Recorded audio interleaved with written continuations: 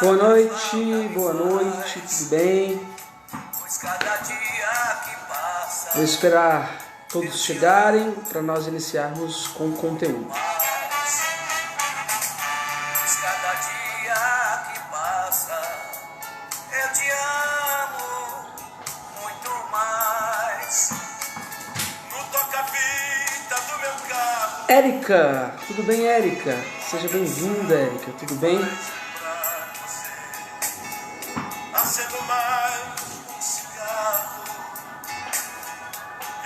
Irivânia, tudo bem, querida? Enfermeira Irivânia.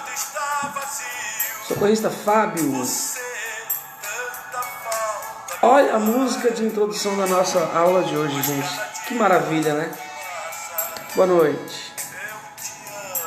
Luizão acabou de chegar também. Luizão da quarta-feira à noite lá da Unicamp.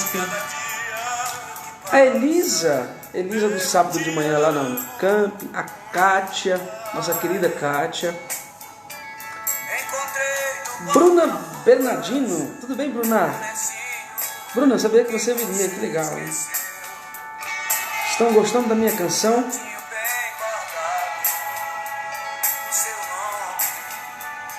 Será que algum de vocês acerta quem é um desses ídolos que está cantando aqui? Daniela e Cristina, tudo bem, Dani? Josineide, oi Josi, obrigado por compartilhar os vídeos da página, isso ajuda bastante na disseminação do conhecimento. Muito bem, Bruna Brandão, minha querida aluna Bruna da quarta noite.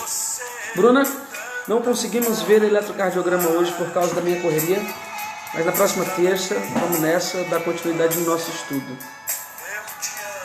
Ótima noite. Sabe o que eu queria te pedir? Curte aí e compartilha já na tua página, por favor. Que aí amigos teus da área da saúde também, eles vão ter a oportunidade também de assistir esta aula. O que eu vou falar hoje a respeito da escala de Coma de Glasgow, eu nunca falei em sala de aula. Nunca. Eu nunca fiz esta abordagem. Tá certo? Então, aproveita aí, porque vai ser show. Gente, Bartogaleno. Sucesso. Valéria é da turma do sábado à tarde. Valéria, seja muito bem-vinda, de verdade. Fábio Soares, tá me devendo o eletrocardiograma, hein? Poxa, Fábio, você me lembrou agora. Nós estamos nos encontrando às 19 horas nas terças, ao vivo, Fábio, para eletrocardiograma. Terça-feira que vem, esteja às 19, que vai dar tudo certo. Vamos nessa, Fabião. Vamos pra cima, gente. Bom, vou esperar mais um minutinho para que a galera chegue. Como vocês sabem, o tema vencedor dessa semana foi a avaliação primária no agravo traumático, com ênfase na escala de Coma de Glasgow. Então, vamos pra cima. Fátima Costa, você é um exemplo, viu? Estamos juntos. Sai, filho. Olha quem tá me mordendo aqui, gente, Mas eu não quero brincar, pô. Eu não quero brincar, eu estou trabalhando, filho. Fátima Costa, estamos juntos.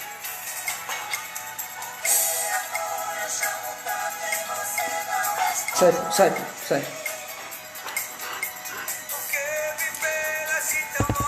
Compartilha aí na tua página. Fátima, Fábio, todo mundo. Luizão já vi que compartilhou. Oi, Raquel. Raquel acabou de chegar, gente. Raquel, você é muito bem-vinda aqui. Estamos juntos. Estamos juntos e misturados. Oi, Karen. Karen Gomes. Seja muito, mas muito bem-vinda. Um tema hoje riquíssimo. Eu vou trazer informações hoje a respeito da escala de coma de Glasgow que eu nunca abordei em sala. Então eu tenho certeza que você não está aqui à toa e que você vai beber desta água hoje, eu tenho absoluta certeza.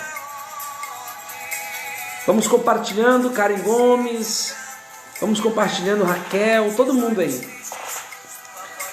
Bom, vou só pegar uma água para mim, porque nós iremos começar imediatamente, porque o assunto hoje é um assunto longo, mas indispensável para quem decide trabalhar com o atendimento pré-hospitalar, tá certo? Me dê aí um minutinho, que eu volto já.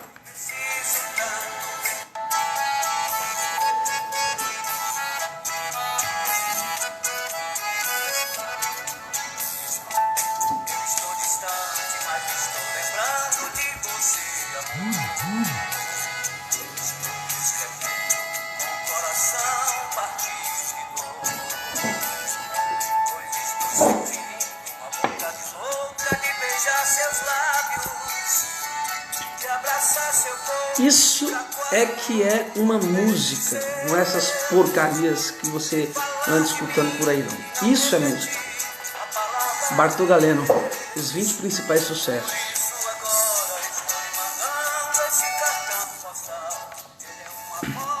Bom, vamos começar o nosso conteúdo. Nosso amigo José Carlos. Senhor José, o senhor sabe que eu não tenho o que falar a seu respeito. O senhor é sensacional. Lá da Unicamp à tarde, a turma da tarde. Seja muito bem-vindo. Inclusive, senhor José, 1 limão para 2 limões. Tá certo? Vamos nessa. Vamos começar então esta bagaça. Quero que você pegue o seu caderno e a sua caneta para acompanhar esta aula. Sabe por quê? O recesso de carnaval chegou, mas as lives irão continuar acontecendo, queira ou não.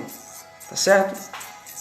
Portanto, domingo vai ter live também. Você vai votar no tema para domingo e vamos para cima. Tá certo? Joana falou que está na faculdade. Joana, então foca na faculdade. Tá certo? Vamos para cima. Bom, queridos, muito boa noite a todos vocês. Pegue o seu caderno, pegue a sua caneta e vamos estudar. O tema de hoje é o tema mais importante no atendimento pré-hospitalar. Anote isso. A avaliação primária é o tema mais importante para o operador de saúde. Tá? Por quê, professor? Porque a avaliação primária ela é aplicada em qualquer ocorrência. Não importa o tipo de ocorrência, não importa a circunstância, você vai ter que fazer a avaliação inicial. Portanto, a avaliação primária. Não importa, né, a gravidade, enfim, nada importa. Importa é que em todas as situações a avaliação primária deve ser aplicada. Por que ela deve ser aplicada? Diferente da avaliação secundária, que não há necessidade de aplicar em todas as situações, sobretudo nas situações de muita instabilidade da vítima, né? Eu não tenho tempo para aplicar a avaliação secundária, então eu posso agilizar o transporte numa vítima grave e crítica, e a avaliação secundária, inclusive, eu posso fazer, inclusive, no trajeto e por aí vai. Mas a avaliação primária, ela é indispensável em qualquer ocorrência.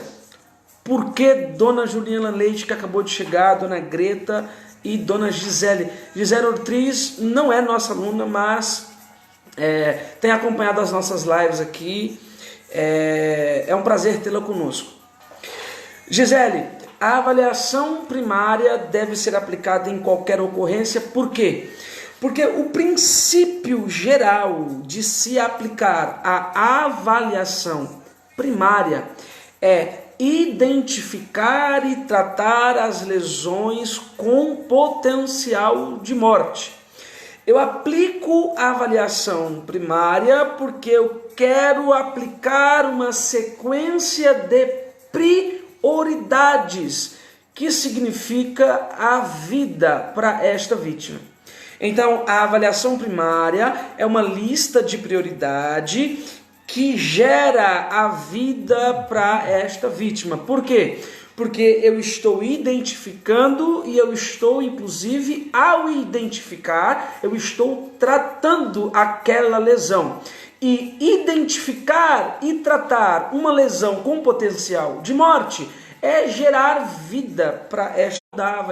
É de fato esta: fazer com que consigamos identificar e tratar as lesões com potencial de morte. Perfeito? Ok. Mas, professor, como que se aplica a avaliação primária? Porque o objetivo eu já sei. Preciso aplicar para identificar e tratar as lesões com potencial de morte. Logo, aplicando, eu evito que essa pessoa morra agora, nos primeiros segundos, nos primeiros minutos, nas primeiras horas, nos primeiros dias e por aí vai. Perfeito? Bom, a avaliação primária é um conjunto de prioridades que começa lá na letra X e termina lá na letra E.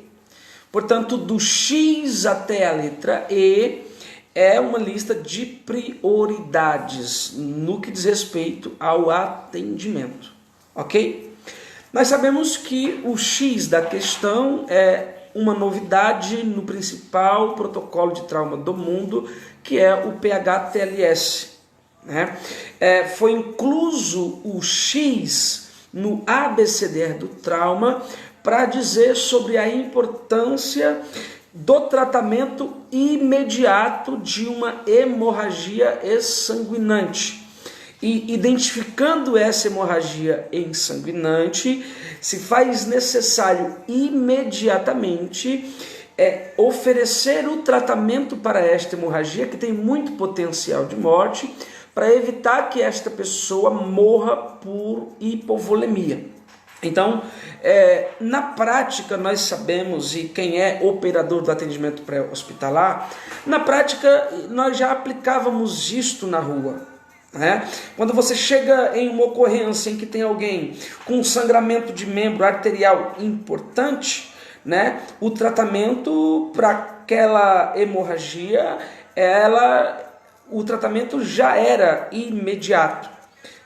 Mas como as hemorragias são a principal, ou seja, a hipovolemia é a principal causa de morte no trauma, então se fez a necessidade de colocar o X, que antecede a letra A, para dizer: é muito importante que o tratamento de uma hemorragia exsanguinante seja tratado, inclusive, simultaneamente com via aérea, porque nós temos dois grandes problemas. De um lado, alguém que é a principal causa de morte no trauma, que é a hipovolemia, que é a perca de sangue, e do outro lado eu tenho a via aérea, que mata mais rápido. Então, como uma equipe de atendimento pré-hospitalar, ela é formada no mínimo por 2 pessoas, a chegada desse X está dizendo: o tratamento desta hemorragia exsanguinante deve ser simultâneo ao tratamento da via aérea, para que eu resolvo o problema do possível estado de choque, tratando esse sangramento, evitando a hipovolemia, e simultaneamente eu tenho alguém tratando a via aérea para dar a oportunidade a esta pessoa de ventilar. Ou seja, simultaneamente alguém está tratando aquela hemorragia com potencial de morte, e já evita que a hipovolemia seja a causa da morte e simultaneamente alguém está na via aérea, de repente passando uma cânula de Guedel para tornar a via aérea estável, prévio, né?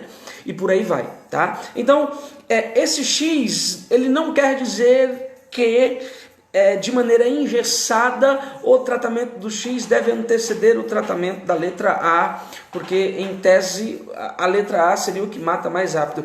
Quando alguém não está com possibilidade de ventilar, né, então em tese ela vai morrer mais rápido do que um sangramento ativo, em tese, tá certo? Então, nós não podemos engessar o nosso pensamento com esse pensamento de porque o X está antecedendo o A, eu preciso de fato todo mundo ir lá para a letra X para evitar esse grande sangramento, sendo que simultaneamente dá para se tratar, né, esses dois problemas com potencial de morte, tá?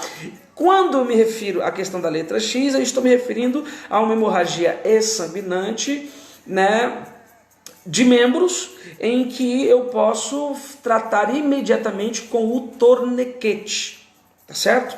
E eu já comentei em sala com vocês dizendo a seguinte questão: existem dois protocolos que abordam a questão do torniquete, né?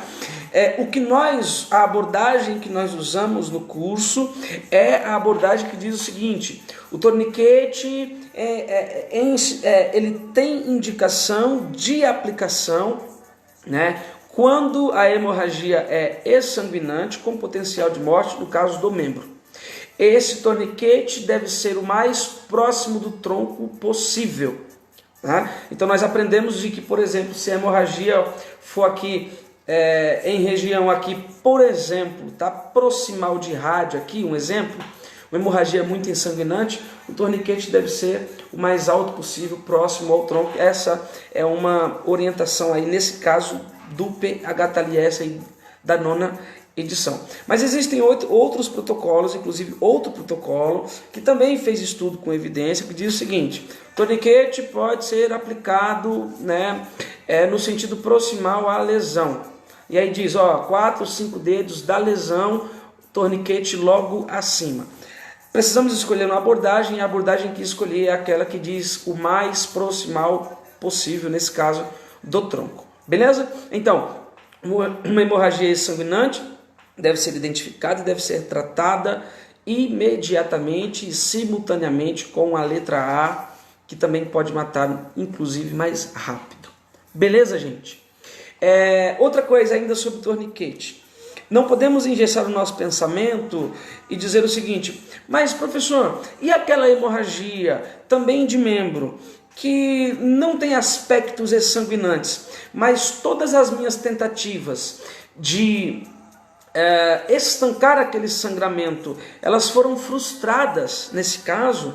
Todas as minhas tentativas de tratar aquela hemorragia foi frustrada, não consigo, o sangramento continua de alguma maneira ativo, eu posso usar o torniquete? Sim, você pode usar o torniquete quando todas as tentativas de, no caso, pressão direta, curativo oclusivo não deu certo, você pode sim usar o torniquete, porque essa hemorragia pode matar esse cara também por hipovolemia, claro que um pouco mais lentamente, mas pode. Inclusive, se a sua equipe tiver em quantidade reduzida, né, de operante de APH, então como você tem outras lesões que também têm potencial de morte também para tratar, você pode aplicar o torniquete e avançar na sua avaliação primária, que tem o objetivo de identificar e tratar as lesões com potencial de morte.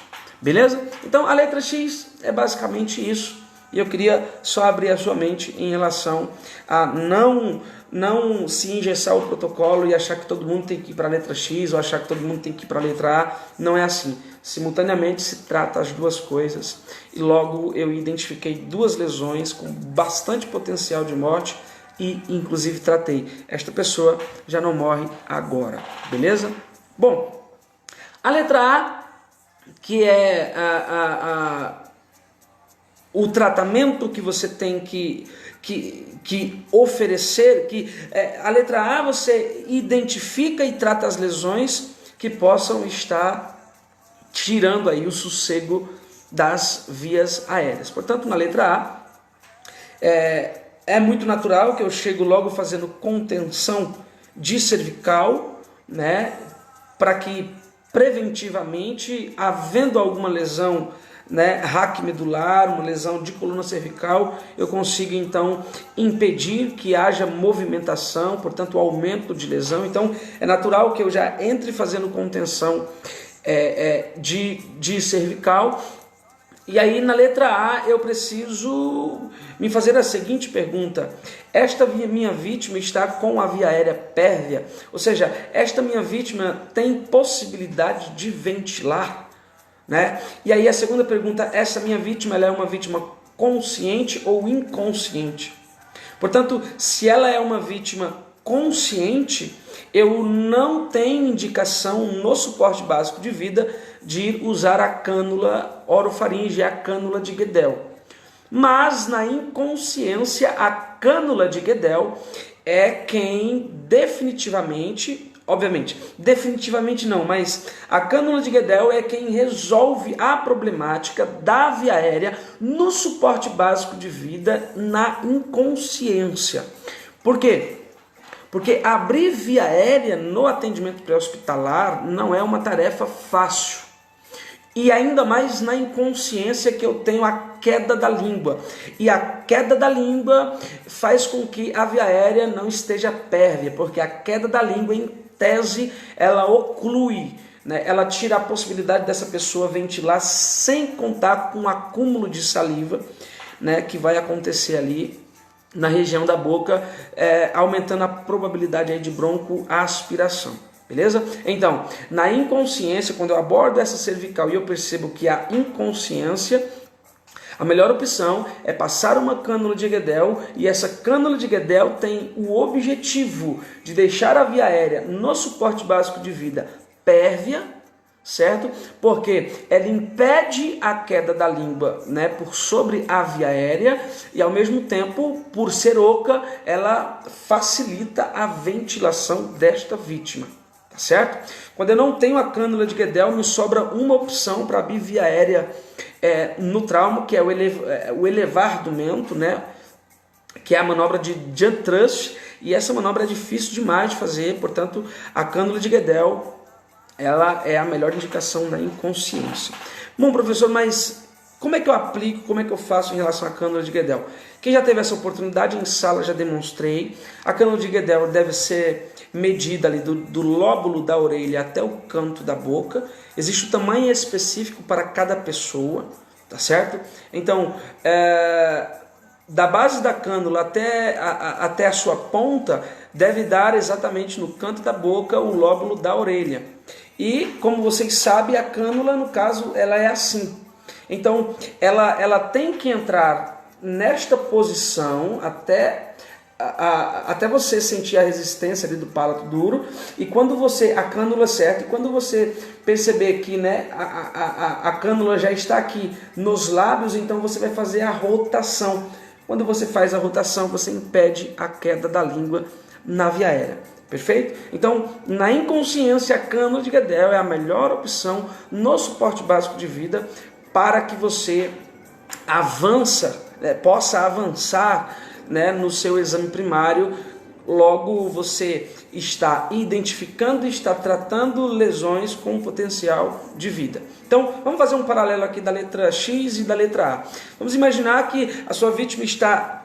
você chegou, a sua vítima, logo você identificou que tinha um sangramento, né, exsanguinante importante, e você e o seu parceiro logo tomaram a decisão, faz você o torniquete, que eu vou passando cânula de Guedel, já que está inconsciente. Então, você impediu, nesse caso, uma morte por hipovolemia, e ao mesmo tempo o seu colega impediu, né, que esse cara evolua aí para, de fato, uma parada respiratória, nesse caso, porque passou cânula de Guedel e deu a esta vítima a oportunidade de ventilar ar. E ventilar ar, em tese, significa respirar. Tá? Quando eu falo de ventilação e respiração, eu estou querendo dizer que aquilo que eu vejo, né, em relação a tórax, aquilo que eu vejo eu só consigo ver a pessoa ventilar, porque a respiração ela é um processo que acontece de alvéolo para dentro, né? Então eu não posso afirmar de fato que essa pessoa nesse caso respira muito bem, né? Eu posso dizer que ela está ventilando bem. Eu vou saber em relação à concentração de oxigênio, eu vou saber sobre qualidade de respiração com uma resposta lá da avaliação secundária, que é uma avaliação complementar, que seria a oximetria de pulso. Então eu vou saber a saturação de oxigênio desta vítima. Então o que eu vejo é a ventilação. A ventilação estando presente não significa dizer que a saturação estará muito boa, tá? Então por isso que eu comento desta maneira, tá certo? Deixa eu verificar algo aqui. Pois bem, então na letra A eu faço contenção de cervical, na inconsciência passo cânula de Guedel, e ainda na letra A eu escolho, se indicado, eu escolho o colar cervical adequado, que deve ser medido do lóbulo da orelha até o músculo trapézio. Eu já agilizo aí este colar cervical, perfeito? E até que se prove ao contrário, como já estou ali na via aérea, até que se prove ao contrário, como diz o Dr. Tauá Bahia, o Dr. Tauá Bahia diz o seguinte: até que se prove ao contrário, todo paciente traumatizado merece oxigênio complementar, até que se prove ao contrário, né? Porque tem função ali preventiva do possíveis quadros de hipoxemia, e se esse paciente de fato é um paciente crítico, provavelmente no trauma, está crítico provavelmente por uma situação de choque, e a oxigenoterapia complementar, né, precoce, ainda ali na letra A, antes de você fazer outras avaliações de tórax, que seria a letra B, é um fator determinante aí, preventivo, né, de quadros de hipoxemia ou hipóxia grave. Perfeito? Então, de novo, na letra A, contenção de cervical, na inconsciência, passo cânula imediatamente, do tamanho certo. Sabe uma coisa que a gente vê com frequência? O que é mais importante na inconsciência nesse caso? Agilizar primeiro o colar e ter dificuldade de passar a cânula, ou passar a cânula antes? Passar a cânula antes é o que vai, na verdade, fazer com que você salve essa pessoa também o quanto antes. Tá? Então primeiro passa a cânula, primeiro trata a via aérea e deixa o colar para depois, deixa o colar para o final de tudo, quando você for evoluir de letra, perfeito? Passa o colar cervical e quem está na cabeça continua fazendo contenção de cervical, porque o colar cervical não isenta ainda a contenção manual. Por quê? Porque o colar cervical, só ele não impede total, né, extensão, total flexão e também rotação. Então o manual deve ser feito. Você só vai soltar a cabeça desta pessoa quando os encostos de cabeça estiverem posicionados e devidamente amarrados e firmes. Beleza? Bom, depois então a gente vai na letra B.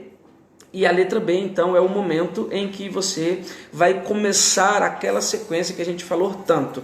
Verificar presença, qualidade e ausência. Na avaliação primária, nós não quantificamos absolutamente nada. Não é na avaliação primária que nós quantificamos os sinais vitais. Os sinais vitais, em relação à quantificação para efeito de monitorização, deve ser feito na avaliação secundária. Na avaliação primária eu preciso identificar e tratar as lesões que têm potencial de morte. Se uma vítima crítica e instável, eu preciso agilizar o transporte, porque o suporte básico de vida tem pouco o que fazer na cena. E muitas vezes só o centro cirúrgico é capaz de fato salvar essa pessoa quando por um procedimento cirúrgico identifica outras lesões internas e também trata. Beleza? Por isso que na avaliação primária eu sempre percebo a presença das coisas, a qualidade das coisas ou a ausência das coisas. Bom, então quando eu chego na letra B, eu tenho a missão de verificar a presença da ventilação, a qualidade da ventilação ou, de fato, a ausência. Mas queira concordar comigo, na letra A, se a ventilação estivesse ausente, você já tinha, de fato, visto e você já teria, de fato, mudado a sua conduta. Beleza? Porque se a ventilação está ausente, em tese, você deveria mudar a sua conduta, porque você teria que começar a fazer pressão direta, né, para tratar essa parada ventilatória, essa parada respiratória, perfeito? Então, se você tratou via aérea ali com cânula na inconsciência, por exemplo, e você evoluiu para a letra B, significa dizer que provavelmente a ventilação está presente. Sobra para a gente verificar a presença desta ventilação e a qualidade, perfeito? Professor, mas como assim a qualidade? Quando eu percebo a presença, já é um bom sinal, porque se está ventilando, logo de alguma maneira está respirando. Não vai ser por esse motivo que essa pessoa vai morrer agora, certo? Mas é interessante ver se a expansão ela é bilateral dos dois pulmões, né? Quando a pessoa inspira e expira, vê se os dois pulmões estão expandindo simultaneamente, beleza? Primeira coisa.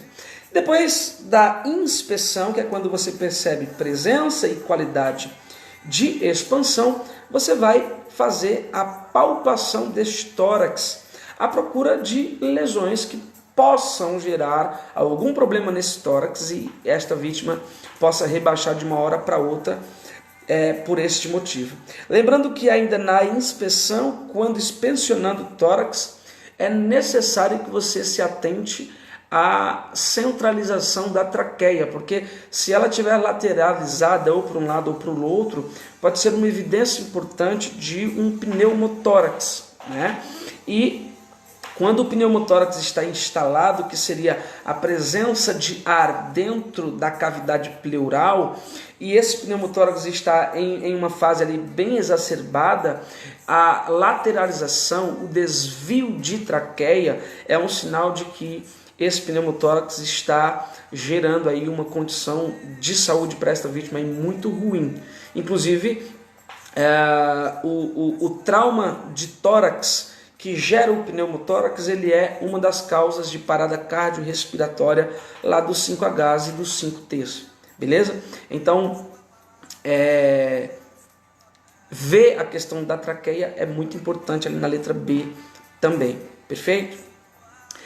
Queridos, palpar o tórax, a procura de afundamento de tórax, a procura obviamente, de focos, inclusive, claro que eu não estou na letra C ainda, mas quando eu estou apalpando o tórax, então eu posso olhar para as minhas luvas para saber se de repente já tem algum foco de sangue, porque havendo algum problema no tórax, né, eu preciso de fato identificar e tratar. Se um pneumotórax, fazer o curativo ali valvulado, 3 pontas, né, e aí quando você vai fazer o curativo, você vai esperar esta vítima inspirar. Quando ela inspirar, você vai prender esse curativo e, enfim, toda vez que ela inspirar, o curativo vai grudar, e toda vez que ela expirar, esse curativo ele vai borbulhar, e isso é muito bom. Vai acontecer algum extravasamento de sangue ali na expiração, mas enfim, é bom que isso aconteça, porque em tese este pneumotórax também provavelmente gerou um hemotórax, então nessa pleura não tem só presença de ar, mas tem presença de sangue também. Então é muito importante que na letra B nós tenhamos uma preocupação de presença e qualidade de expansão, se bilateralmente, visualizar centralização de traqueia, e qualquer problema no tórax deve ser identificado e tratado. Assim eu vou estar fazendo o objetivo, né? Vou estar cumprindo o princípio da avaliação primária. Bom, depois que eu verifiquei o tórax, resolvi os problemas do tórax, lembrando que não é só tórax anterior, tá? O tórax posterior também deve ser avaliado. E quando é que eu avalio o tórax posterior? No momento em que eu for lateralizar esta vítima em bloco para colocar em prancha rígida, eu posso verificar, inspecionar e palpar o tórax posterior, porque lesões acontecem em tórax anterior, mas também em tórax posterior, então precisamos se atentar a isso, tá? Depois de identificar todos esses problemas aí do tórax e tratado, a gente pode evoluir, nós podemos ir para a letra C. E aí na letra C é onde eu vou ter um cuidado com o sistema cardiovascular no geral. É na letra C que eu vou verificar presença, ausência e qualidade de pulso periférico, pulso radial, também bilateral.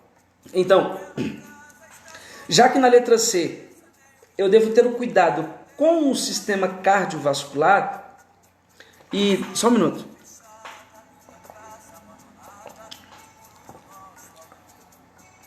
Bom, calma aí. Deixa eu dar uma relaxadinha aqui.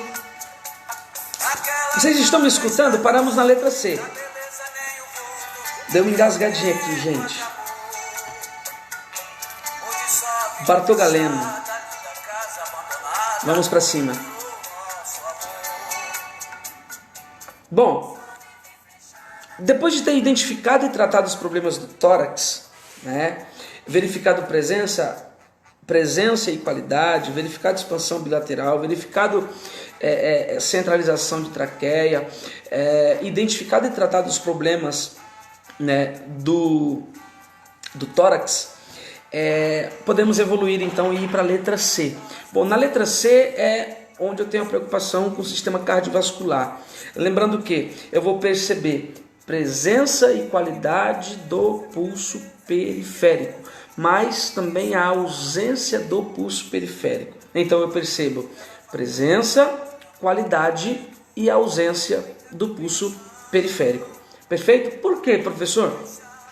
Porque a presença deste pulso, né, já é um bom sinal no que diz respeito a um possível quadro de choque hipovolêmico, de um sangramento interno ou externo que a gente não tratou bem, ou enfim, quando a gente chegou na cena, ele já estava nessa situação de choque, tá? A presença já é importante, mas a qualidade também gera importância, tá? Então, a presença deste pulso já é um bom sinal, e se tiver qualidade já é um ótimo sinal, tá? Então, quando percebo que está presente, eu me pergunto, está cheio? Está rítmico? Ou está arrítmico?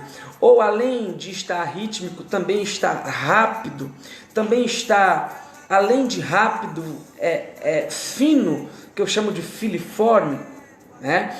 Este pulso, sem que eu precise contar, me sugere uma bradicardia ou me sugere uma taquicardia, ou pela minha experiência me sugere ali, né, uma frequência normal, né? Como na avaliação primária saber a quantidade, saber de fato a quantidade, a quantificação vital não vai mudar a nossa conduta, por isso que nós não avaliamos, ou melhor, por isso que nós não quantificamos nada na avaliação primária. Por quê? Porque não muda a nossa conduta. O que vai mudar a nossa conduta no suporte básico de vida é perceber a presença, a qualidade e a ausência das coisas. Beleza? Então, presença do pulso, qualidade do pulso ou ausência do pulso. Bom, se esse pulso está presente, mas está rápido e fino, né, esta taquicardia fina refletida neste pulso, pode me sugerir aí um sinal de choque. Perfeito?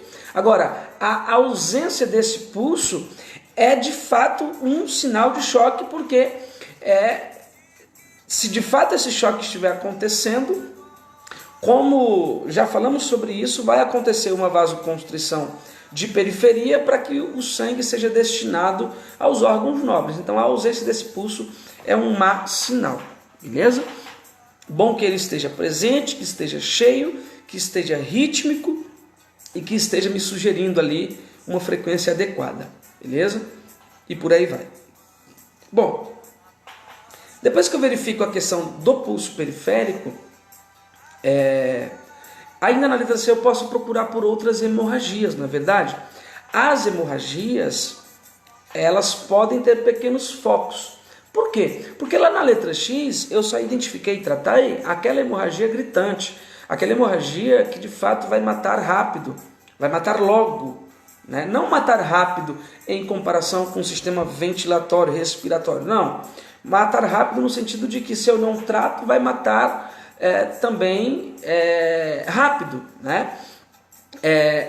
Então na letra X eu só observei aquilo que de fato era gritante, identifiquei e tratei. Mas pode ter outros focos hemorrágicos, né, que eu percebo ali na letra C. Então é um momento, lá na letra C, como eu já verifiquei presença e qualidade de pulso, fiquei triste ou muito feliz, né, em relação à presença ou qualidade ou ausência desse pulso, eu posso fazer então a palpação, né, nesta vítima em procura, à procura de outros focos hemorrágicos que eu tenho que tratar também, tá? Obviamente, outras hemorragias aí, hemorragias venosas, né, que fazendo ali uma leve pressão direta, um curativo oclusivo, eu já consigo tratar ali para que eu possa evoluir para minha letra D, que é a letra D hoje é motivo de ênfase na nossa aula, porque de 30 alunos que eu tenho um exemplo, né? Hoje, totalizando os alunos que eu atendo, dá aí uns 500 alunos ou mais, mas se você for pensar em 30 alunos que eu atendo, 25 deles têm alguma dificuldade de compreensão na escala de Coma de Glasgow, e é por isso que eu estou gravando hoje com ênfase na escala de Coma de Glasgow, que é a letra D da avaliação primária. Deixa eu te contar algo importante. Depois que você verifica presença, qualidade e ausência de pulso periférico, depois que você faz a inspeção e faz a palpação desta vítima à procura de outras hemorragias, elas estando lá, você já trata imediatamente. Então agora é hora de você evoluir para a letra D, que é quando você quer saber de fato sobre a gravidade desta vítima. Estando com um TCE, por exemplo, um trauma crânioencefálico, eu preciso saber se essa pessoa é uma pessoa em situação de saúde leve, se é uma pessoa em situação de saúde moderada e se essa pessoa tem situação de saúde grave. Então, para eu saber isso, eu preciso aplicar a nova escala de Coma de Glasgow. E a nova escala de Coma de Glasgow não é a escala de Coma de Glasgow convencional. A nova escala de Coma de Glasgow, ela avalia outra coisa também, e iremos falar sobre isso, tá? Iremos falar sobre isso. Queridos, antes de tudo, antes de começarmos a falarmos da escala de Coma de Glasgow, anota aí.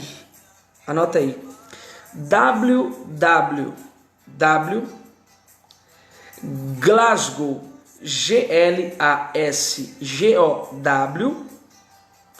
Coma, COMA, Scale, SCALE.org,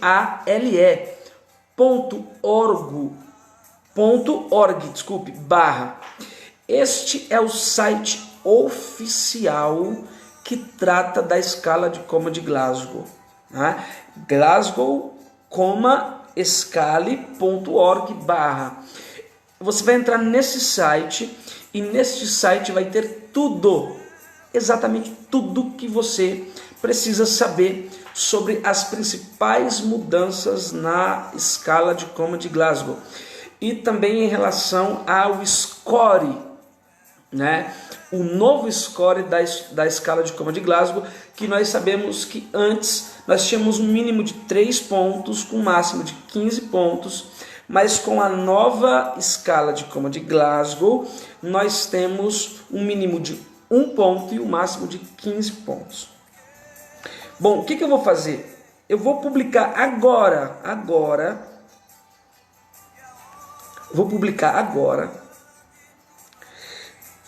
na nossa transmissão ao vivo o site para você pesquisar. Você vai ter a missão de entrar nesse site, de traduzir esse site, né, com a opção de tradução do site, para você entender de fato a escala de coma de Glasgow como ela é, e não como muitos dizem como ela é, tá certo? Este é o site oficial, tá certo? Não sei se você sabe, a escala de coma de Glasgow ela foi desenvolvida no ano de 1974, e de lá para cá ela já sofreu algumas alterações de nomenclaturas, mas a principal alteração que eu julgo é o fato da nova atualização na escala de coma de Glasgow trazer para a gente também o score para melhor resposta de reação pupilar à luz, tá? Porque a resposta de reação pupilar à luz muda o score convencional de Glasgow, certo? Se você tem dúvidas sobre esse tema, então assim, pega o teu caderno, pega o teu lápis, anota os pontos principais, volta nessa live depois, estuda um pouco mais, porque o que eu vou falar para vocês aqui hoje, eu nunca falei em sala de aula, em nenhuma das salas em que nós já chegamos lá nesse tema, eu nunca fiz esta abordagem, porque é uma abordagem um pouco mais sofisticada e que em sala muitas vezes não dá tempo da gente tratar esse assunto com a importância que ele tem. Bom, vou publicar agora na nossa página, na página aí, nos comentários. Deixa eu ver se eu consigo publicar. Só um minutinho. Um minutinho só. Vou publicar agora. Me confirma se apareceu aí para você. Só um minutinho. Eu acabei de publicar para vocês agora o link de PDF que traz, né, a escala de coma de Glasgow como ela é do site original. Quando você clicar neste link, automaticamente você vai ser levado para uma página de um PDF e lá vai ter o esquema geral, né? Inclusive que explica o que significa as melhores respostas. Então assim, não tem nenhum documento melhor do que esse hoje, porque esse documento ele é oficial. Não aquelas tabelas que a gente vê no Google de escalas coloridas e tudo mais. Não. Inclusive lá no Google tem muita escala ainda que já traz a questão da resposta de reação pupilar, mas ainda tem nomenclatura errada, tá certo? Então, o que eu publiquei para vocês aí nesse link foi o PDF atualizado do melhor site para que você estude a escala de coma de Glasgow. Pois bem, já vi que já apareceu aí, eu quero dar continuidade aqui para vocês. Bom, queridos, antes de entrar de fato no tema, eu fiz aqui algumas anotações para comentar com vocês. A primeira coisa, a primeira modificação na escala de coma de Glasgow, ela foi de nomenclatura, tá? Algumas coisas mudaram em relação à nomenclatura. Por exemplo, antes se falava estímulo doloroso, só que a atualização fez com que nós mudássemos a nossa visão para que deixássemos de entender como estímulo doloroso e passássemos a entender como estímulo de pressão. Sabe por quê? Existe um princípio de ouro no atendimento pré-hospitalar que vai dizer o seguinte: eu não posso gerar mais dano, mais incômodo à minha vítima. Tudo o que eu tenho que fazer é, além de gerar comodismo para ela, identificar e tratar aquilo que está assolando a vida dela. Então, quando se dizia estímulo doloroso, algumas coisas erradas aconteciam na hora de se aplicar a escala de coma de Glasgow. E o que era que acontecia? Existe um processo, um estímulo de dor que as pessoas fazem muito corriqueiramente quando não deveriam, né, fazer corriqueiramente, que é quando você gera atrito, né, do tecido aqui da pele em relação ao osso externo. Isso gera de fato dor. E se o princípio de ouro do APH diz que eu não posso gerar mais incômodo, eu não aplico a escala de coma de Glasgow para gerar dor. Eu aplico a escoma de Glasgow para saber as melhores respostas. Então, era meio subjetivo quando se dizia estímulo doloroso, porque o estímulo doloroso, inclusive, pode ser uma picada com uma agulha, pode ser esse movimento, pode ser um beliscão, não pode ser esse movimento, não pode ser um beliscão, não pode ser uma picada com agulha, não pode ser. Aí a escala de coma de Glasgow diz assim, estímulo depressão, abro aspas, que de alguma maneira vai gerar alguma dor, mas eu não estou fazendo isso para gerar dor, eu estou fazendo isso para de fato testar a melhor resposta. Entenderam a visão? E eu nunca falei isso em sala. Então, primeira coisa, mudou de estímulo doloroso para estímulo, né, por pressão. E onde esse estímulo por pressão ele deve ser feito? Lá nesse PDF que eu mostrei para vocês, tem lá as imagens.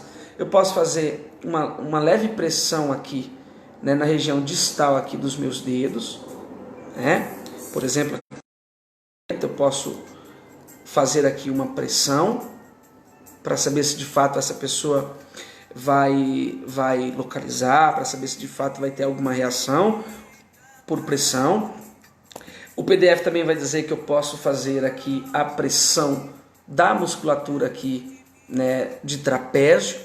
Lembrando, não faço isso para gerar dor, faço isso para testar.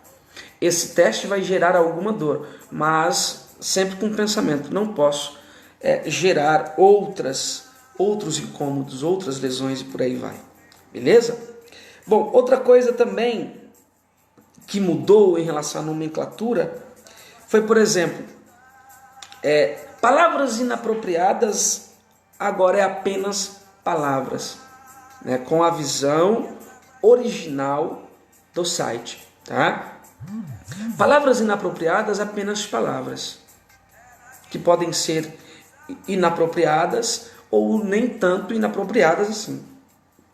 Perfeito? Porque inclusive isso fica mais fácil para a gente. Sons incompreensíveis, né? Agora é só sons. Beleza? Agora é só sons.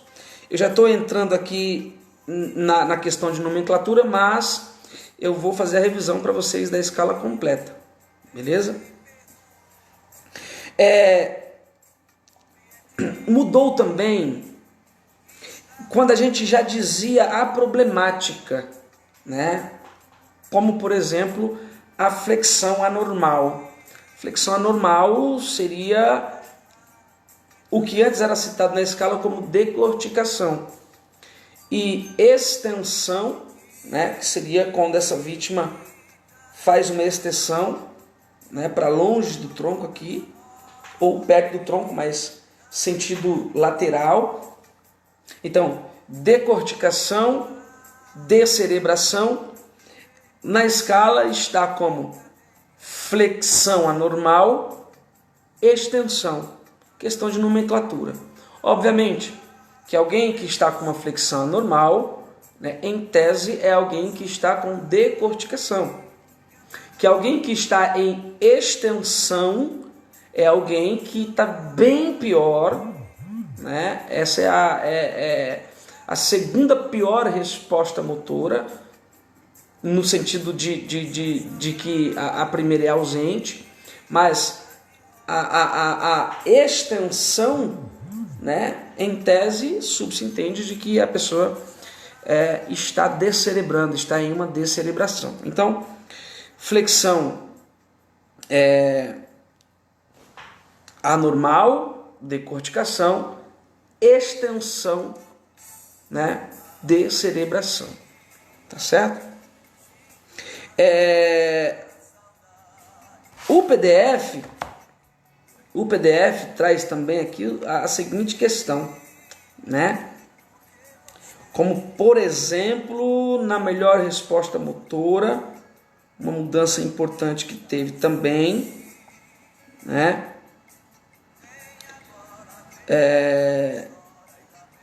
Seria a questão de o movimento de retirada, né? A pessoa faz o movimento de retirada quando estimulada ali com pressão aqui distal ou trapézio. Antes era de fato movimento de retirada, hoje está como flexão normal, ou seja, foi estimulado e teve uma flexão de fato normal. E uma flexão normal é quando não está, né, com flexão anormal e não está com extensão. Beleza?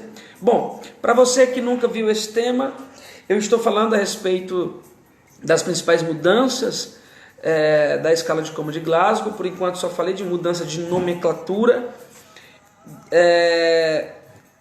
E a escala de Coma de Glasgow nova, ela avalia, preste atenção, melhor resposta ocular, melhor resposta verbal, melhor resposta motora e melhor resposta de estímulo pupilar à luz.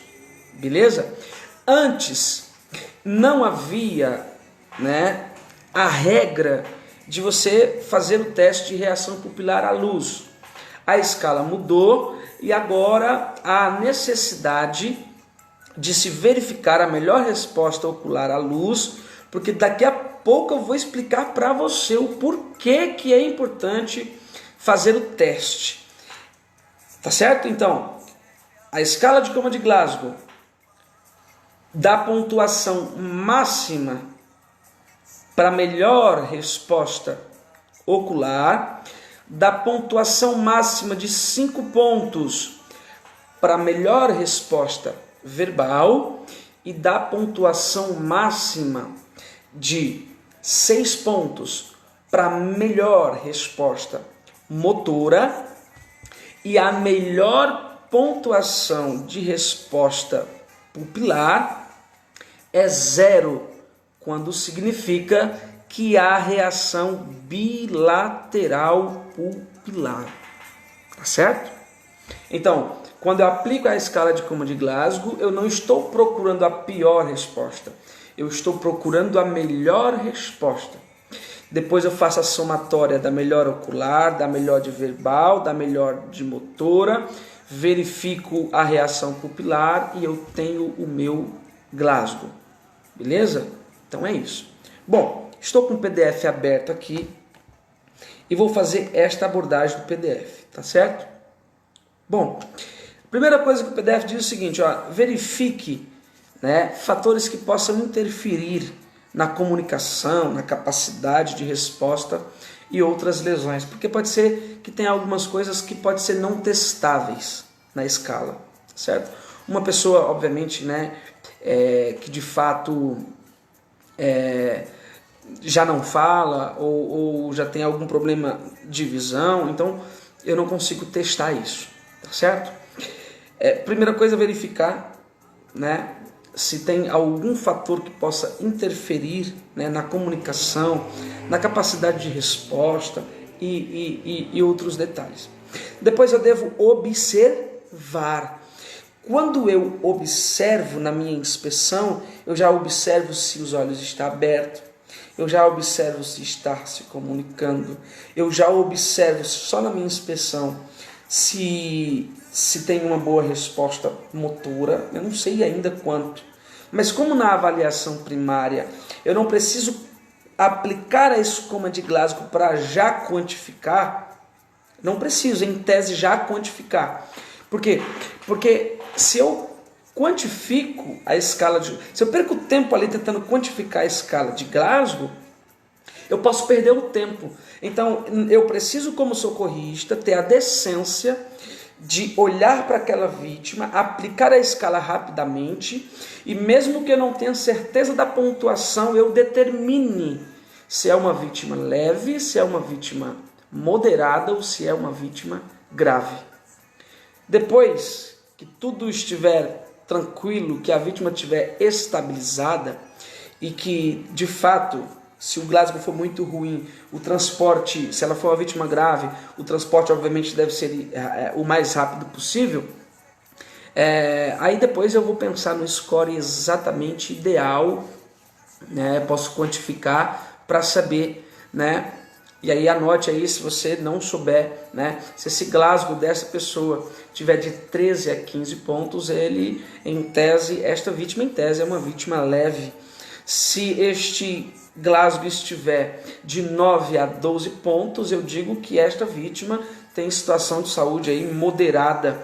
Mas se esta vítima tiver 8 ou abaixo de 8, já significa para mim que trata-se de uma situação de saúde grave. Provavelmente, tudo indica, e até que se prove ao contrário, é uma vítima instável, né, que o suporte básico de vida não tem o que fazer com ela, a não ser estabilizá-la o quanto antes, transportá-la o quanto antes. Mas o suporte avançado tem, e vamos conversar disso daqui a pouco. Bom, já temos 1 hora de live. Vamos lá. Queridos, na melhor resposta ocular, eu quero abrir uma ênfase aqui para você. Não caia na besteira de pensar que melhor resposta ocular, né? Ou não caia na besteira de pensar que lá quando eu vou avaliar a melhor resposta de reação à luz, quando eu vou avaliar a melhor resposta de reação à luz para saber se elas estão contraindo ambas ou se elas estão tendo reação à luz, quando eu digo da questão pupilar na escala de Como de Glasgow, eu não me refiro à qualidade de pupila, eu não me refiro a tipo de pupila. A escala de Como de Glasgow não aborda tipo pupilar, porque tipo pupilar é dizer se está isocórica, é dizer se está em situação de miose, é dizer se está em situação de anisocoria, é dizer se estão em midríase ou não. Isso é qualidade pupilar. Claro, para cada situação como essa é subjetivo de um tipo de lesão específica, de um tipo de situação. Mas para a escala de Como de Glasgow não se aplica. Para a escala de Como de Glasgow, na melhor resposta ocular, eu só devo perceber presença e ausência de abertura ocular. Se abre espontâneo, se abre por estímulo verbal, se abre por estímulo doloroso ou se não abre. Portanto, 4 pontos. Então, abrindo aqui o PDF, eu preciso perceber se a pessoa tem abertura espontânea, logo pontua 4 pontos. Isso eu vi na minha inspeção. Agora eu vou estimular primeiro verbalmente. Estimulo ela, incentivando ela a abrir os olhos, falando com ela para ver se ela abre os olhos. E se ela só abre os olhos com estímulo verbal de som, ela nesse caso só pontua 3, né? Porque se fosse espontânea era 4, mas nesse caso só pontua 3. Quando a minha tentativa de estímulo verbal ao som não deu certo, então eu posso fazer a pressão aqui distal, né, do meu membro, ou a pressão de trapézio, para saber se quando essa pressão for efetuada, ela vai abrir os olhos. Então, se ela abrir a pressão, por causa da pressão, ela vai pontuar 2 pontos. E se todas as tentativas de achar a melhor resposta ocular gerar resposta de abertura ausente, então ela só pontua 1 ponto. Portanto, melhor resposta para ocular é 4 e a pior resposta para ocular é 1 ponto. Depois disso, eu vou verificar a questão verbal. A melhor resposta verbal. Total de 5 pontos para a melhor resposta verbal. Eu percebo se ela está orientada, se ela está confusa, se ela tem só palavras, se ela tem só sons ou se está ausente. Beleza? Se está ausente, só pontua 1 ponto, mas se estiver orientada, vai pontuar a pontuação máxima 5 pontos. Bom, quando eu digo que ela está orientada, eu estou dizendo que a resposta dela ela é adequada relativamente ao nome, ao local, à data, à situação. Beleza? Quando eu digo que ela está confusa, eu digo que as respostas dela não está orientada, mas a comunicação em tese está coerente, está ali se comunicando. Só que a comunicação não está orientada, portanto eu digo que ela está confusa. Então, a confusão eu vou pontuar 4 pontos. Tá? Agora, além dela não estar orientada e além dela não estar confusa, nesse caso ela só tem a presença de palavras, que antes na escala eram palavras inapropriadas, que agora mudou só para palavras. E quem são essas palavras? Essas palavras são palavras isoladas, que a gente tem dificuldade na verdade, de entender. São palavras isoladas, inteligíveis, de acordo com o documento oficial, tá bom? Não é um documento que eu criei, não é um documento que ninguém aqui no Brasil criou, mas é um documento que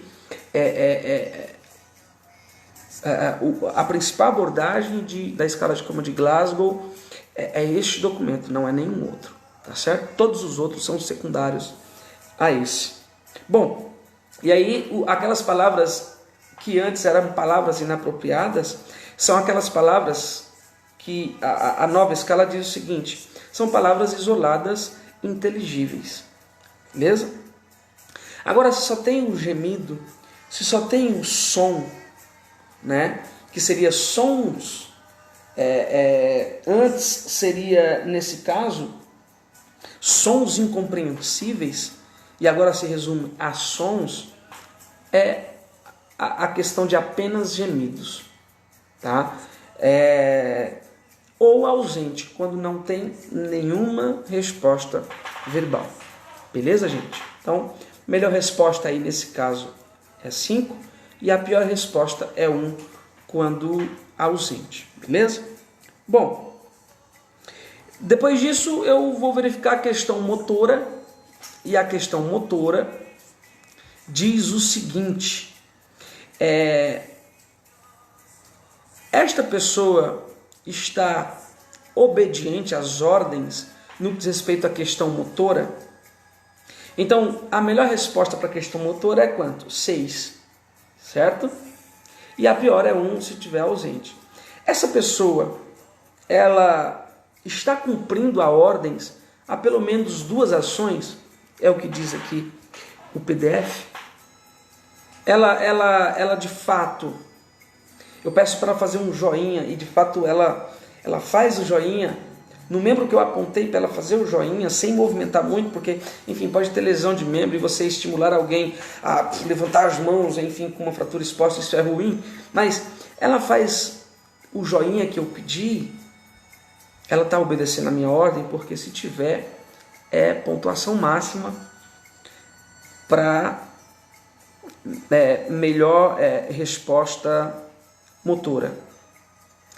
E agora ela pontua 5 se ela só está tendo uma resposta localizadora, que significa, aqui o protocolo diz o seguinte: quando ela eleva as mãos acima do nível da clavícula, ao estímulo, né, na cabeça ou pescoço. Ou seja, ela está localizando, né? Ou seja, está gerando alguma, nesse caso, flexão normal, em que ela, nesse caso, está localizando, né? Então, se ela está fazendo algum tipo de cumprimento de ordem normal, então pontuação máxima. Mas se essa resposta é só uma resposta localizadora, quando eu faço algum estímulo, ela localizou nesse caso, então vai pontuar 5. Agora, ela não está localizando, mas a flexão dela, a flexão tipo de retirada, quando eu estimulo, né, aqui na região onde está o trapézio, essa flexão é normal, ou seja, não tá com flexão anormal não está com extensão anormal não, portanto a resposta dela, na ausência de flexão anormal, e nesse caso, na ausência de decorticação, na ausência de flexão anormal, então me resta a flexão normal, tá? Então a flexão normal vai pontuar aí 4 pontos, então ela vai decaindo. Se ela tiver com flexão anormal, já é este movimento, né, de trazer para dentro, que significava antes na questão de nomenclatura e na questão fisiopatológica, por causa do trauma, significaria então um processo de decorticação.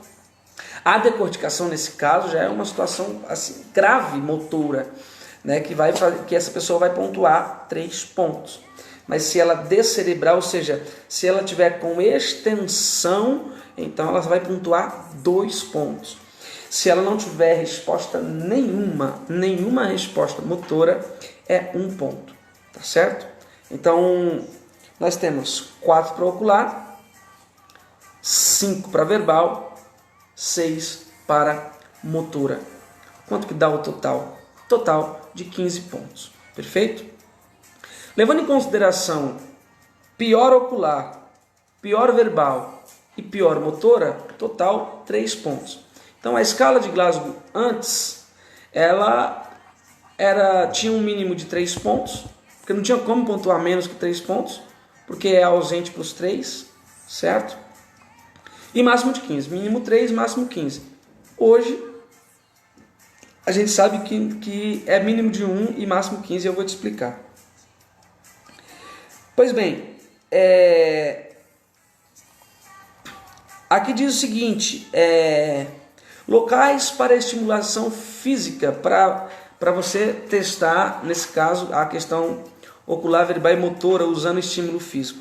Nós temos a pressão na extremidade de dedos, que eu já citei aqui algumas vezes, certo? E nós temos aí a questão de trapézio, tem aqui até o movimento. Aqui no PDF também está dizendo sobre flexão anormal e flexão normal. A flexão anormal, que seria a decorticação, ela é lenta, ela é estereotipada, ela tem aproximação do braço no tórax, tá? Ela tem rotação no antebraço e ela tem carreamento do polegar, tá? E tem extensão do membro inferior. Então eu tenho flexão dos membros superiores, tá? Que seria a flexão normal, que seria a decorticação, mas lá no membro inferior a gente tem extensão. Na flexão normal, que é o que diz aqui o protocolo, está dizendo o seguinte, ó, na decorticação vai ter essas características, o braço perto do tórax, rotação de antebraço, tudo mais. Para a flexão normal diz o seguinte, ó, a flexão normal ela é rápida, ela é um movimento de retirada nesse caso, ela é variável, ela é o afastamento do braço relativamente ao tronco, dizendo que de fato não está com flexão normal, de fato essa flexão é normal, beleza? Pois bem, queridos, vamos falar de reação pupilar agora. Então já sei que é 4 para ocular, 5 para verbal, 6 para motor, está faltando reação pupilar. A reação, o fato de você testar a reação pupilar tem um grande significativo, porque em tese a escala de Coma de Glasgow convencional, ela na verdade não diretamente ela não tem o objetivo de dar uma analisada em tronco cerebral, entende? Quando o teste de reação pupilar, para saber se elas estão, né, fazendo ali aquela constrição para dentro, ou seja, reagindo, então de fato a gente pode ter uma ideia, né, em relação à questão de tronco cerebral. E o que acontece? A presença da reação pupilar, né, é indicativo de uma melhor sobrevida. E a ausência da reação pupilar é um indicativo de probabilidade de morte. Ou seja, alguém que não tem, na verdade, reação de pupila, é alguém que tem mais probabilidade de morte. Mas aquela pessoa que está com reação pupilar é alguém que de maneira indireta tem mais chance de vida, em tese. O protocolo aqui traz alguns casos clínicos, mas eu quero só fechar aqui a questão do score para a gente avançar e terminar. Bom, então antes mínimo 3, máximo 15, beleza, estava tudo certinho. Vamos imaginar que eu tenho a pontuação de 10 pontos no convencional, ocular, verbal e motor. Fiz lá, vi que deu 10 pontos. 10 pontos é uma situação de saúde moderada. Porque é moderada de 9, né, a 12. Pois bem, está com 10 pontos, situação de saúde moderada. Mas vamos pensar na possibilidade de que o seguinte, pontuou 10. Agora eu vou verificar a melhor resposta de reação de pupila. E eu verifiquei na minha resposta de reação de pupila que as duas pupilas estão contraindo quando eu jogo foco de luz. O meu Glasgow então vai ser de 10 pontos. Quando há reação pupilar bilateral com foco de luz, o meu Glasgow convencional permanece aquilo que eu acabei de verificar. Tá? Agora vamos imaginar que esse Glasgow de 10, beleza, Glasgow de 10, verifiquei a minha pupila direita tem reação, mas eu verifiquei que a esquerda não tem reação. Então desses 10 eu vou perder 1 ponto por causa desta uma pupila que não reagiu. Meu Glasgow então agora vai ser de 9 pontos. Agora vamos imaginar que eu tenho meu Glasgow de 10 pontos, verifiquei a pupila direita não reagiu, verifiquei a pupila esquerda também não reagiu. Então o meu Glasgow de 10 pontos vai se tornar um Glasgow de 8 pontos. Então, você viu que a questão da pupila levou um Glasgow de moderado, que é 10, para um Glasgow grave. Entenderam isso? Perfeito. Não sei se você está compreendendo. Não sei se eu estou sendo claro, mas esta é a minha abordagem para que você compreenda. Então, a presença da reação pupilar bilateral é algo muito bom, que sugere probabilidade de vida, não muda o meu score convencional. Se ausente uma, perco 1 ponto no meu score convencional. Se ausente as duas, perco 2 pontos no meu score convencional. Beleza? E para testar, em tese, no caso, se essa pessoa estiver de fato inconsciente, ela vai estar, né, em tese com os olhos fechados, é você jogar, acender o foco de luz, abriu, jogou, a pupila vai dar aquela encolhida para dentro. E esta reação é algo muito legal. Beleza? Queridos, nossa transmissão está acabando. Já tem 1h20 que a gente está aqui. Só quero comentar algo com você. Eu não tinha comentado essa abordagem aí. Inclusive, o Dr. Leonardo Clement, lá na página dele, faz esta mesma abordagem que eu estou fazendo, e ele explica um pouco melhor a questão da questão pupilar. O site aqui, ele traz um caso clínico bem legal, mas muito legal, que diz o seguinte, preste atenção. Eu vou ler o texto aqui, para você depois acompanhar no PDF. Você deve avaliar um paciente gravemente ferido na cabeça. Vamos imaginar que você está avaliando este paciente. Ele não faz movimento ocular, não tem movimento ocular, ele não faz movimentos verbais e também não faz movimentos motores. Você não viu que ele faz movimento ocular, não viu que ele faz movimento verbal e não viu que ele faz movimento motor. Espontaneamente, ele não faz espontaneamente. Então agora você vai testar por estímulo verbal e por estímulo motor se tem alguma reação, certo? Em resposta aos seus pedidos de voz, quando estimulado com a pressão na ponta dos dedos, os seus olhos não abrem. Então tem um intraocular. Olha só o caso. Ele não emite som para verbal. Então tem mais um. Porque está ausente ocular e está ausente para verbal. Certo? Mas os seus braços estão flexionados normalmente. Então a flexão normal me dá 4 pontos. Então já tenho um para ocular, tenho um para verbal e tenho 4 para motor. Quanto que é esse Glasgow? Glasgow de 6. Um Glasgow grave, um Glasgow crítico. Certo? Pois bem. Um para ocular, um para verbal, 4 para motor, porque tem flexão normal. Pois bem, isso se traduz numa pontuação de 6 pontos, que tem uma probabilidade de morte. Olha só, esse Glasgow de 6 pontos, neste caso, tem uma probabilidade de morte de 29%, né, nos próximos 6 meses. Tá? Nos próximos 6 meses, com este Glasgow, ele tem uma probabilidade, se não morrer, né, no ato, daqui a pouco, nos próximos 6 meses, ele pode morrer numa probabilidade de 29%.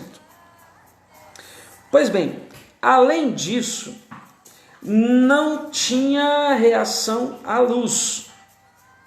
Então esse Glasgow, que é gravíssimo, já perde 2 pontos, porque não tem reação à luz bilateral. Fica um Glasgow de 4, certo? Um Glasgow de 4.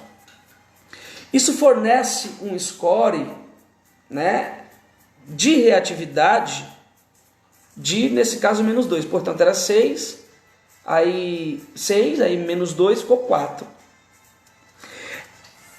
Por causa da não reação pupilar, esta probabilidade de morte desse cara é agora de 39% nos próximos 6 meses.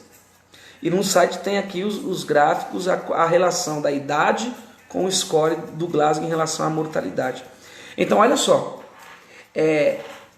a não reação pupilar, neste caso, né, ela gerou uma probabilidade de morte em relação ao score convencional, que era de 29%, mas aqui é de 39% agora por causa da ausência de reação pupilar. Beleza? Então, por isso que é importante se aplicar, né, a nova escala de Glasgow, porque trata-se da gente entender sobre probabilidade de morte ou probabilidade de fato de vida. Agora, o suporte básico de vida faz o quê? Suporte básico de vida, em tese, não tem o que fazer a não ser identificar se leve, se moderado, se grave, usando a escala de coma de Glasgow completa com reação de luz, e se identificar, nesse caso, instabilidade, gravidade, o suporte básico de vida tem a missão de contatar a regulação quanto antes. A regulação tem a missão de achar o melhor centro para atender essa vítima e vazar com esta vítima, vazar, porque é o transporte imediato, precoce, que vai salvar esta pessoa. Mas o suporte avançado de vida, na verdade, ele tem o que fazer. Então, por exemplo, o suporte avançado de vida, nesse caso, num Glasgow como esse, vamos passar um tubo, porque passando tubo a gente evita aí a broncoaspiração e de maneira preventiva a gente já entra com uma via aérea avançada. Se estiver, por exemplo, aí com sinal de herniação, eu até anotei algumas coisas aqui para para ficar um pouco mais claro para você, se houver sinal de herniação, problemas ali ligados diretamente ao tronco encefálico, o suporte avançado de vida pode, mas tem que ser o suporte avançado de vida, porque nesse caso aí, para aumentar, ou melhor, para diminuir a pressão intracraniana, os caras podem fazer uma hiperventilação, e essa hiperventilação ali controlada vai fazer com que essa pressão diminua, mas também tem uma problemática, porque essa hiperventilação controlada pode gerar isquemia. Então, tem o suporte avançado de vida, tem que calcular muito bem isso para não gerar mais dano e por aí vai, tá certo? Pois bem, era esta abordagem que eu tinha que falar para você. Da avaliação primária nos sobra a letra E, e a letra E é quando eu vou me preocupar em expor para procurar lesões que para mim é subjetivo, que estão ali escondidas, né? Se eu tiver a desconfiança que tem lesão ali escondida que pode trazer aí risco à vida, no caso desta pessoa, então eu posso expor, mas na medida que eu exponho, eu já devo pensar em trabalhar a prevenção da hipotermia, porque como eu estou expondo, eu estou contribuindo para a queda da temperatura, então eu tenho que expor, mas eu tenho que já usar a manta térmica para aquecer, porque a hipotermia pode não matar agora, mas ela traz problemas futuros, no caso uma hipotermia, nesse caso não tratada, tá certo? Gente, eu não tenho mais o que falar, por hoje é isso. Tenho certeza que eu comentei muitas coisas aqui que você não viu em sala. E por aí vai. O Luiz, só tirar do Luiz aqui. Chegando na vítima, ela está abrindo os olhos por estímulo. Qual estímulo, Luiz? Verbal ou doloroso? Já posso fazer o teste de pupila? Bom, Luiz, a avaliação primária em si, ela acontece completamente simultânea, tá? Eu abordei uma sequência aqui, mas uma equipe especializada faz tudo isso simultaneamente, cada um tratando de uma parte, cada um priorizando aquilo que tem que ser priorizado. O fato eu preciso fazer a lista de prioridade, tá? Eu não posso começar uma avaliação primária expondo. Eu não posso começar uma avaliação primária vendo o Glasgow. Não. Eu preciso começar a avaliação primária do X, A, B, C, D, E. A pergunta do Luiz se eu chego na vítima e ela está abrindo os olhos por um estímulo, só não citou o estímulo. Mas se eu já tiver ali, nesse caso, se eu não ele falou verbal, se eu tiver ali com a minha lanterninha, já posso fazer ali rapidamente, já para me ter ali uma resposta pupilar sem problema. Nada impede que você já faça o teste ali mesmo, tá certo?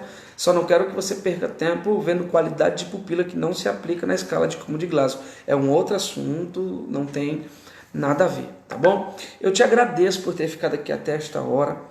Vocês, os 23 que estão me vendo, sabe de uma coisa: se você resolveu parar para assistir uma aula como essa, é porque você está procurando evolução na sua vida.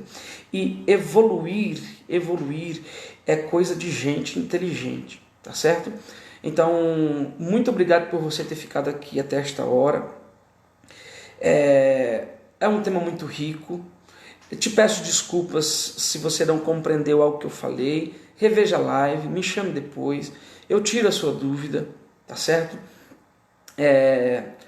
Tem muitos alunos que falam assim: professor, nossa, como o senhor é legal, como o senhor tem uma abordagem boa. E eu quero deixar bem claro aqui, eu não sou o melhor, e nem quero ser o melhor. Na verdade, eu quero estar perto dos melhores. Então, como por exemplo os meus amigos, a enfermeira Adriana que dá aula em Bertioga, se vocês conhecessem ela, vocês iam pirar. Então, assim, não existe a questão de comparar professor, isso é muito antiético. Só que assim, para os meus alunos, eu tento fazer o meu melhor, do mesmo jeito que a professora Adriana tenta fazer o melhor dela, do mesmo jeito que o professor Evandro tenta fazer o melhor dele, e cada professor tem o seu jeito de abordar. Isso não faz nenhum melhor nem pior do que o outro, são somente tipos de abordagem, tá certo? Então, vamos ter cuidado com isso, isso me preocupa bastante. Para você que é o meu aluno, eu tento fazer o meu melhor. tá certo?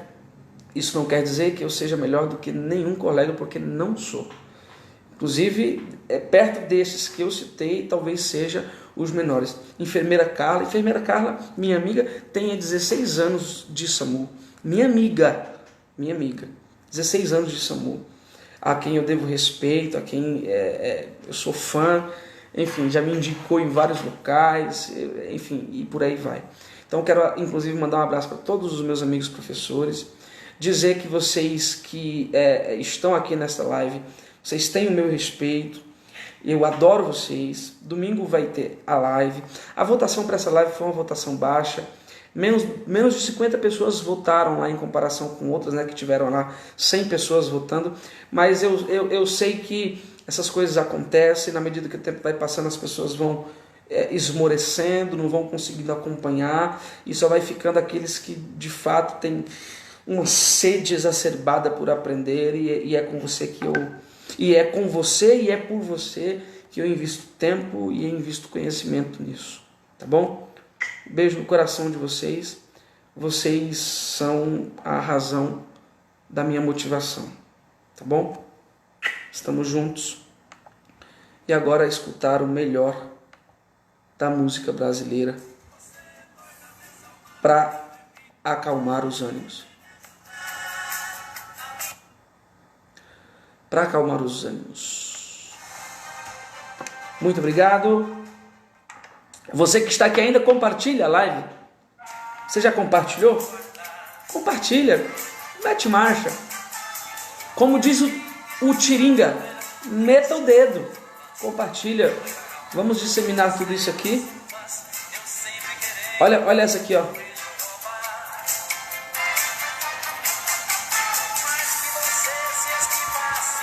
Ufa, estamos juntos, aproveita o carnaval.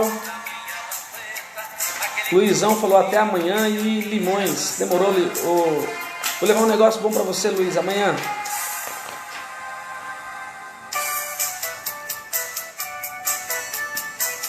Beijão, vou encerrar a live aqui agora. Quero ver todo mundo compartilhando. Maria Aparecida lá de Betioga. Maria, seu resumo do sistema respiratório me motivou. Muito obrigado. Compartilha a live na tua página. Vai lá. Mete o dedo, como diz o Tiringa, e vamos disseminar esse conhecimento. Eu tenho certeza que você tem um amigo que precisa desse conteúdo. Tá bom? Kátia, a gratidão é minha. Vamos nessa. Ô, Pu!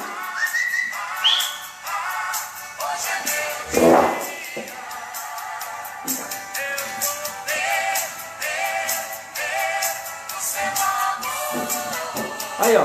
Quem foi que pediu o cachorro?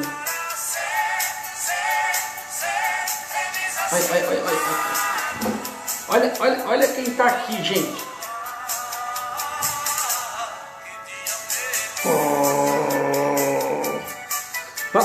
Gente, olha como ele gosta de tomar banho, ó.